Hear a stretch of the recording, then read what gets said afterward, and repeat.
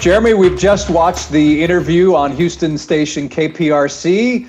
Jeff Luhnow responding to the Major League Baseball report, the Astros sign stealing. A lot of denials there, a lot of denials. What's your biggest takeaway? I'm not sure if that was addressing what happened or that was the poor Jeff Luhnow show. Okay. And I'm saying that because everything he did from start to finish was about plausible deniability. It was like, it's not my fault. I didn't know. Everybody else did this.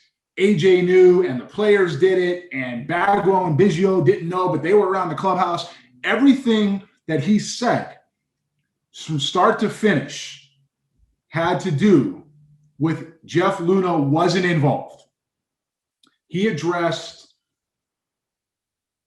most of the outlying details of the sign stealing. He addressed the Brandon Taubman issue, and none of it involved him being culpable at any point.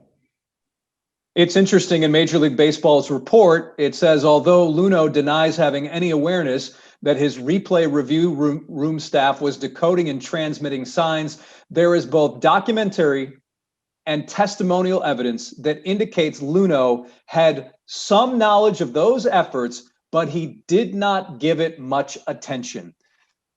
My thing is this: you have binders and binders of material. That's how you got this job. You brought an entire plan to Jim Crane, and you don't know anything of what's going on underneath you. At best, that is lack of institutional control. We hear that a lot in college sports. That's what gets coaches fired, sometimes athletic directors fired, a lack of institutional control when it comes to NCAA infractions. Jeff Luhnow is too meticulous at the least. He's too much of a control.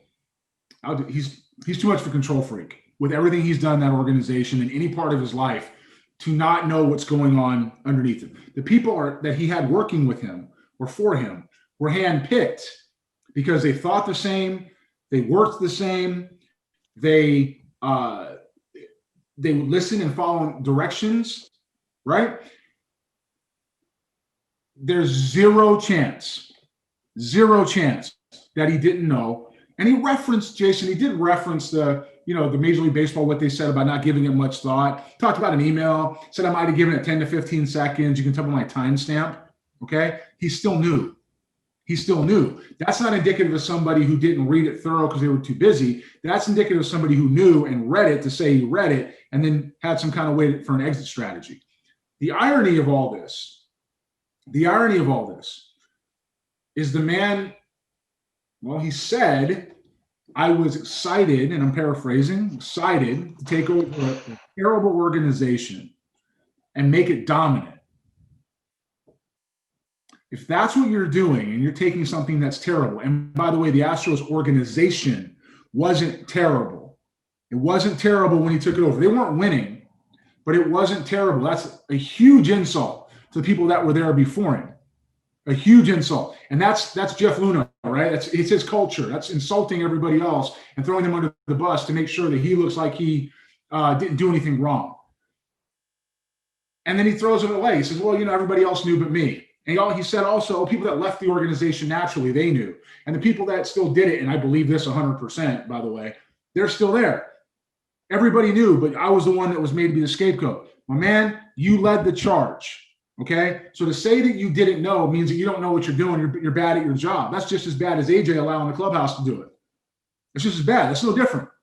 So if you're going to throw AJ under the bus for that, throw yourself under it too. Okay, it's unbelievable watching that. It's curious how he could do it with a straight face, frankly. Okay, that's exactly just that alone is what gets people fired. Let alone the fact that it's not true. Well, when you look at. He says, I knew the players weren't going to be disciplined. Well, that's because Major League Baseball made it clear that the people running things would be held accountable. And it says here on page 6, of the report. It is the job of the general manager to be aware of the activities of his staff and players and to ensure that those activities comport with both standards of conduct set by club ownership and MLB rules. Luhnow failed to take any adequate steps to ensure that his club was in compliance with the rules.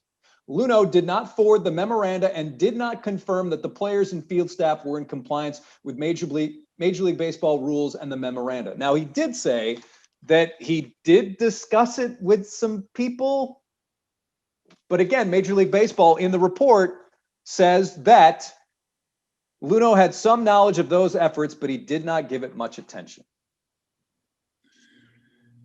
Jason, this is I'm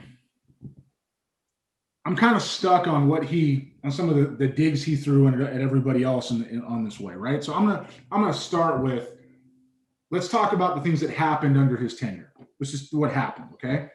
Did the Astros win a World Series? Yes. Did they become a very good team? Yeah, they did. Did he make some good moves in free agency, and in the waiver wire and in trades? Yeah, he did.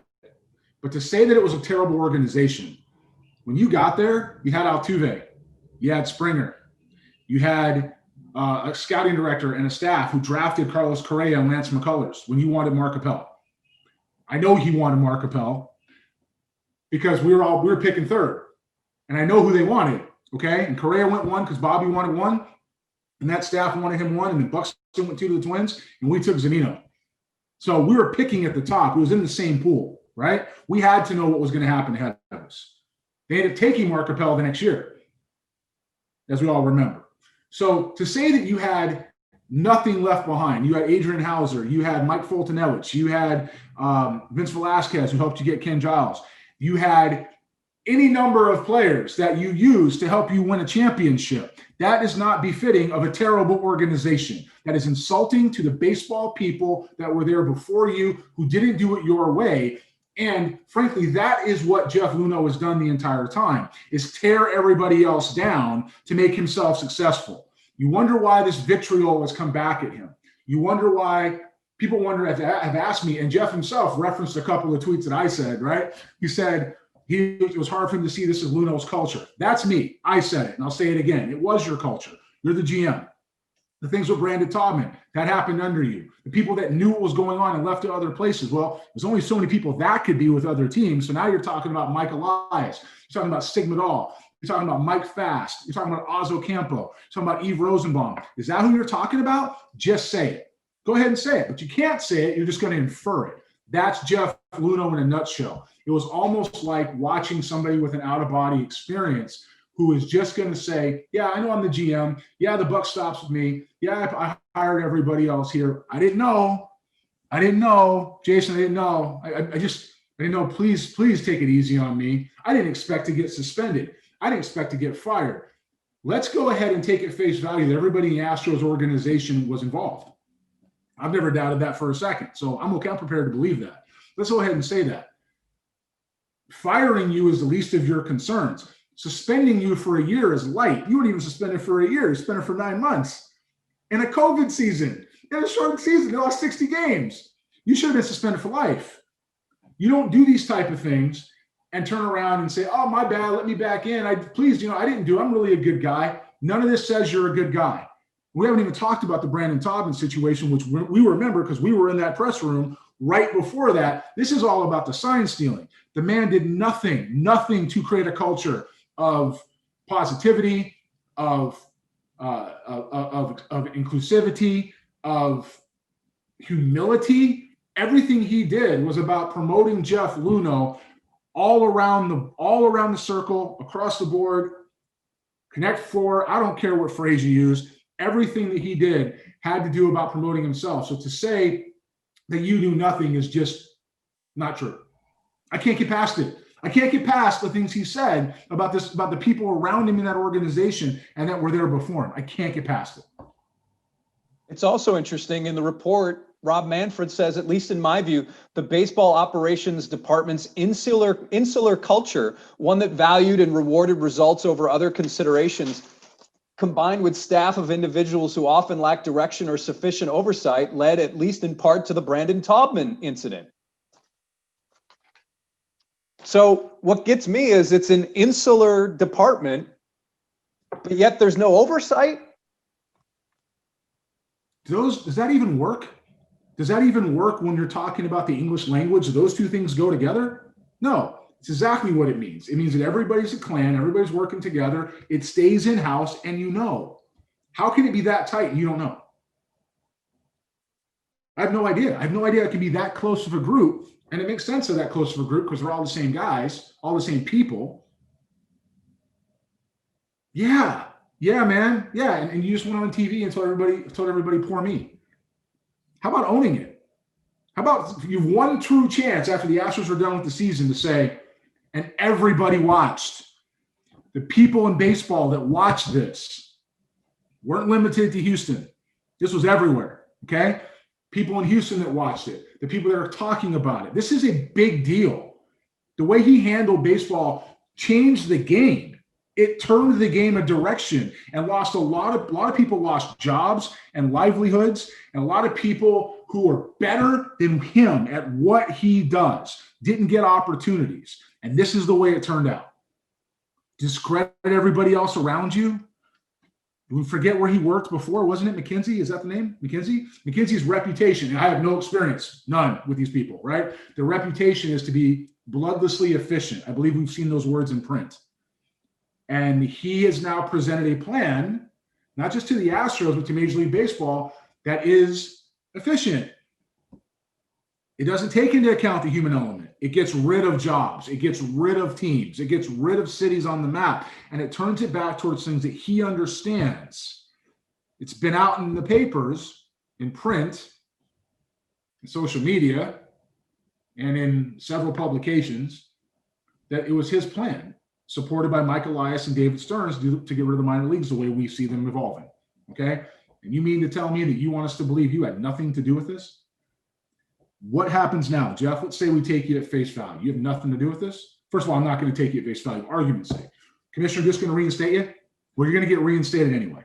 Okay? Because when the suspension's up, you're allowed to come back and work for a team.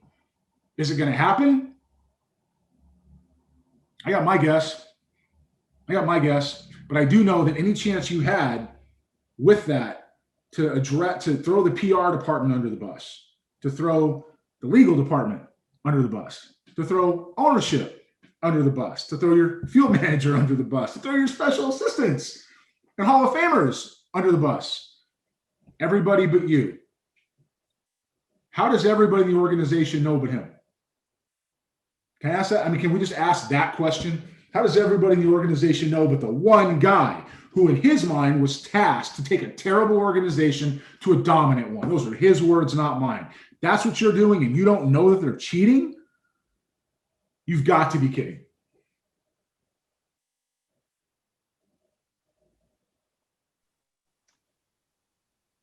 He mentioned possibly working in other sports.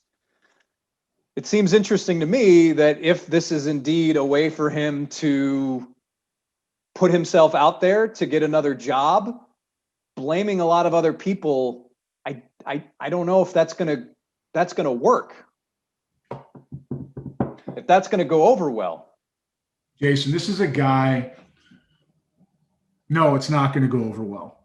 Okay. This is a guy, and the stories across baseball are massive, how many people this happened to, who, when he first got a job before the Astros, previous position, he did as much as he could to learn from everybody else what they had to teach him, and then threw him away.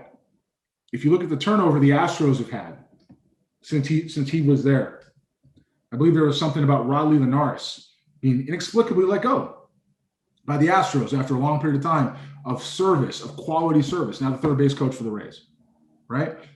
This guy takes what he can get and he throws people away. People got wise to it, and they stopped wanting to work there, and they stopped wanting to work for him. It became to a point where people who were like him, you didn't want to go work around. It was better to go do something else. It wasn't worth it for your family. It wasn't worth it for the opportunity. It wasn't worth it because you knew at some point that dagger was going to come in your back. That's how he's operated. Okay. So to go to other sports, what's he going to do? Start over? Hey, I don't know anything about what's going on in I'll pick football. I'm going to go work for the Los Angeles Rams. I don't know anything about the NFL. Hey, I'm going to be in this position of authority. I'm going to hire all these people. Hey, I'm going to do all these interviews. I'm going to get all these written responses back. And then I'm not going to talk to anybody again because I've got your knowledge. Now I can go do what I want. People are going to trust that. How are they going to talk to him in a conversation? Nobody's ever telling you the truth. How do you let him know any of your secrets? How do you let him get to know your family? This is a guy who just went on TV and threw the entire organization under the bus and several other teams, mentioned the Yankees, mentioned the Red Sox, mentioned the Dodgers. He didn't mention the Orioles and the Brewers because that's where he's got people that used to work for him. Okay. And I'm certainly not saying the Brewers are involved in any of this because David Stearns was gone way before this cheating scandal happened. Okay. But Mike Elias wasn't. He still didn't mention that, but he was quick to mention the Dodgers, Yankees, and Red Sox. Now he's going out to impugn other organizations to say, well, you know what? They were doing it. They were doing it. And we knew they were doing it. MLB knew they were doing it. You can't, this guy is unhirable. He's unhirable anywhere. He needs to go back and work in, well, whatever industry he was in before this one, because it's not going to happen in sports. Sports relies on confidence and trust. When you are in a clubhouse or part of an organization, you are sharing your lives with people. It becomes a second family. Day in and day out, you are with these people. If you're on a field and you're a player and you're a coach of that team, it's every day. If you're a scout in the front office somewhere else, it's a more holistic, broader approach no matter where you are, but you're always connected because you're pushing towards the same goal. There's a loyalty that comes with that. There is a strength that should come with that. There is a consistency. And you know who's along for it, the ride, Jason? It isn't just you. It's your family too.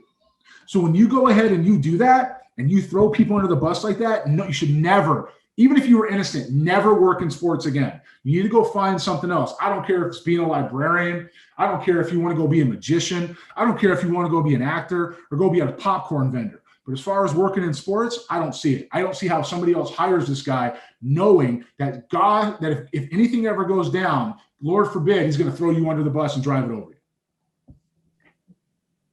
And the thought that perhaps when you talk about leadership, that really it maybe goes to the top with Jim Crane. Jim Crane is not around the ball club all the time. And when he goes and asks Jeff I assume asks Jeff about things, I would have to imagine you would take your general manager at face value, right? When you fire him, it's because you can't. So you take what he's telling you before. I jump to the next thing. This guy's got me really fired up with what I just saw. Jason, this has been kind of quiet with us for a while, right? We did our show last December and January about it. We've talked about it repeatedly, but this has basically been quiet. We've had a pandemic to deal with. These guys have played with no fans all year. They've had their own issues to work through. And literally last night, we commented on the change in the culture that was there with James Click and Dusty Baker. Okay? So this has been a little dormant. You can't work for a club if the lead decision maker, any sport, if the lead decision maker doesn't have knowledge of what's happening in his organization when it comes to rules and fractions, that lacks leadership in a way to keep people on the right path. And if something goes awry, is going to blame his owner for it. Because what he did, without naming names, was blame Jim Crane. Now, I don't think Jim Crane handled the press conference real well. I don't think he handled the apology or the attrition or whatever word we want to use for why, hey, we really feel bad about this. And I don't think that ever has really come out. I think the attitude from the organization, exception of Dusty Baker and Click, because they weren't there, has been, yeah, we did it, so what? I really think that's been the approach. We're going to go play baseball and you're going to forget about it and you're going to have to get over it because no matter how many times we apologize, you're not going to let us live it down. You know what? There's probably some truth to that. No matter how many times these guys apologize, no one's going to let it go. Okay. But still, that's been the approach. I don't think Jim Crane and Carlos Correa and the people that took that attitude did themselves any favors by doing it that way. Okay. It doesn't mean Jim Crane knew. He's reliant on the GM to do exactly what we've just said. And now you've thrown your owner under the bus. What happens if you go work for the Cleveland Browns? Bad example. Paul DePodesta is there. What happens if you go for the Seattle Seahawks or Los Angeles Lakers, right? Or soccer or hockey or beach volleyball? Pick something. What happens if you go do that and then all of a sudden, something goes bad and you're going to throw it out in the street on your owner? I can't see it. Thank you for your time, Jeremy. Until next time. Can I, before we go, can I say one thing? Of course. You got to wonder what Chris Correa is feeling like right now with the Cardinals. Jeff Luhnow has had more scandals on his watch, on his time, with his people, than anything I've ever seen or heard of in any walk of life. He had Chris Correa, who went to jail. He made sure they put him in jail. He had Brandon Taubman, who wasn't dealt with right away. Okay? Now look, all of us who were in the stadium that night, and we were in the stadium that night, knew it happened. We did. Some of us saw video. I'm not saying who or where or how, right? Some of us saw a clip. And to not act on that was an insult to all of us. To throw the media under the bus after that was an insult to all of us. It was just, why? People are behaving in a way that shows character, integrity, and ethics, and you are not. And you continue to double down on that. You want to say you saw the statement? It was Washington. We were in the media room in Washington. We addressed it. I was sitting next to you. Okay. And he came in and he basically acted like, I saw it. Yeah, went out. The statement before that was to call it a fabrication. Does that all come from somebody else? Or does that come from him? Is he towing the company line with that? Or is that him? We don't know. But all evidence points to the contrary. I don't believe a word he has to say. I haven't seen him behave in integrity and honesty in this game for 1 second. I haven't seen him do anything to protect the people around him. And I've seen him only worry about Jeff to the point of ruining other people's careers. He should never work in sports again. He got off light, and he should consider himself lucky that that's all he got. And that's another episode of Extra Bases with Bristol and Booth. Thanks, Jeremy.